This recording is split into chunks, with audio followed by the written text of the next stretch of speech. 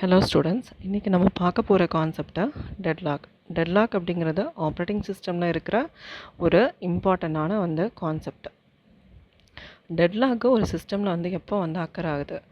இப்போது சிஸ்டமில் நிறைய ப்ராசஸ் ரன் ஆகிட்டே இருக்குது. அப்போ அந்த ப்ராசஸ்க்கு ஒரு ரிசோர்ஸ் தேவைப்படுது. ஆனால் அந்த ரிசோர்ஸை இன்னொரு ப்ராசஸ் வச்சுருக்கிற இந்த நேரத்தில் தான் சிஸ்டமில் டெட்லாக் நடக்குது.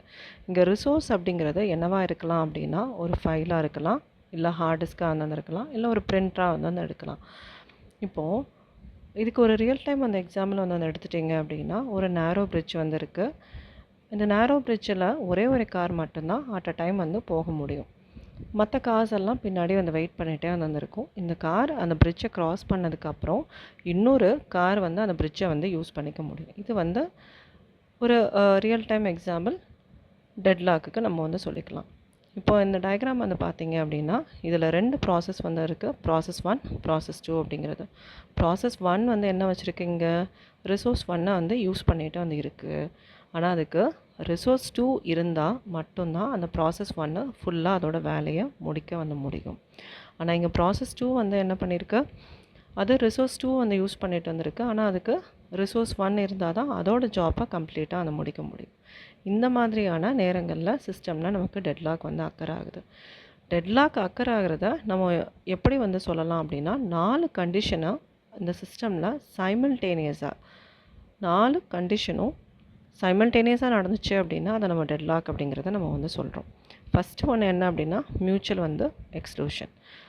இதில் ஒன்று இல்லை அதுக்கு மேற்பட்ட ரிசோர்ஸஸ் என்னவா இருக்கும் அப்படின்னா, நான் ஷேரபிளாக இருக்கும்.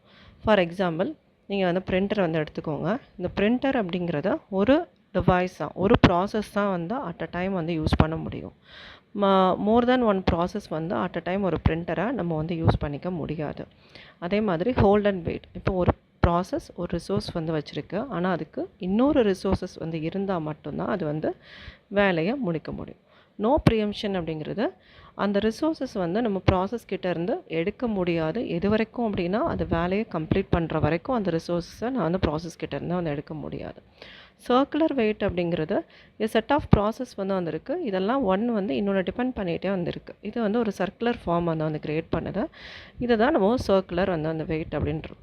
ஸோ இந்த 4 கண்டிஷனும் ஒரு சிஸ்டமில் சைமல்டேனியஸாக நடந்துச்சு அப்படின்னா நம்ம டெட்லாக் அக்கர் ஆகுது அப்படிங்கிறத நம்ம சொல்கிறோம். இந்த டெட்லாக் எப்படி ஹேண்டில் பண்ணலாம் அப்படிங்கிறத அடுத்த வீடியோவில் நம்ம பார்க்கலாம். தேங்க்யூ.